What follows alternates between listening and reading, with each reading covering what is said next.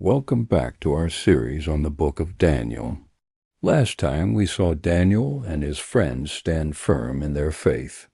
Today we're diving into an even more intense story in Daniel chapter 2, a story of royal rage, a terrifying dream, and a God who reveals the deepest secrets.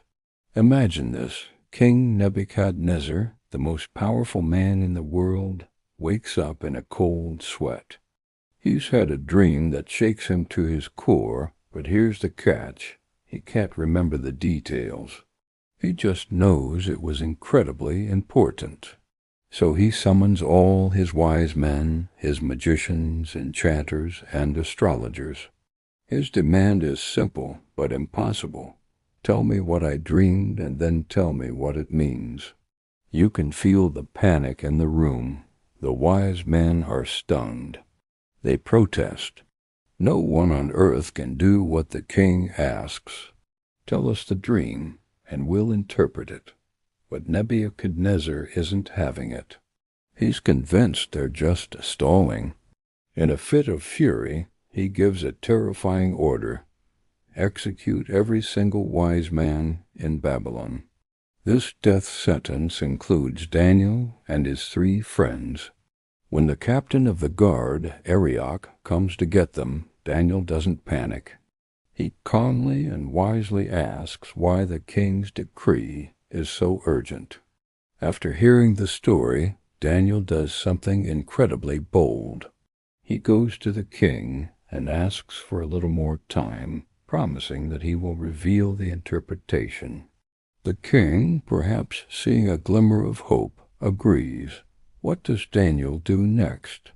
Does he consult ancient texts or try to figure it out on his own? No. He goes straight to his friends, Hananiah, Mishael, and Azariah. Together, they do the most powerful thing they can. They pray. They plead with the God of heaven to show them mercy and reveal this mystery so they won't be executed with the rest of Babylon's wise men. And in the quiet of the night, God answers. The secret is revealed to Daniel in a vision. Daniel's response isn't to immediately run to the king. His first reaction is to praise God. He says, "Praise be to the name of God forever and ever. Wisdom and power are his. He gives wisdom to the wise and knowledge to the discerning. He reveals deep and hidden things. He knows what lies in darkness, and light dwells with him." With this divine confidence, Daniel goes before Nebuchadnezzar. But he makes one thing crystal clear. He says no wise man, enchanter, magician, or diviner can explain to the king the mystery he has asked about.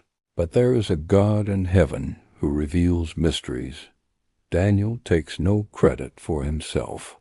He points directly to God as the source of all wisdom. He then describes the king's dream: a giant, dazzling statue made of different metals, a head of gold, chest and arms of silver, belly and thighs of bronze, legs of iron, and feet of mixed iron and clay. Then a rock, cut out but not by human hands, smashes the statue to pieces, and that rock grows into a huge mountain that fills the whole earth. Nebuchadnezzar is speechless. That's exactly what he dreamed. Then Daniel explains the meaning. The different metals represent a succession of powerful kingdoms, starting with Nebuchadnezzar's own Babylonian empire, the head of gold. But each kingdom that follows will be weaker, more divided, just like the metals descending in value and strength, all the way down to the fragile feet of iron and clay. But the most important part of the dream is the rock. That rock, Daniel explains, represents a kingdom that God himself will set up, a kingdom that will never be destroyed, that will crush all the others and endure forever. Overwhelmed, King Nebuchadnezzar falls prostrate before Daniel. He declares, "Surely your God is the God of gods and the Lord of kings, and a revealer of mysteries. Not only are the lives of the wise men spared, but Daniel and his friends are promoted to high positions in Babylon. This story is about so much more than a forgotten dream. It's a powerful reminder that when we face impossible situations, things that human wisdom cannot solve, there is a God who can.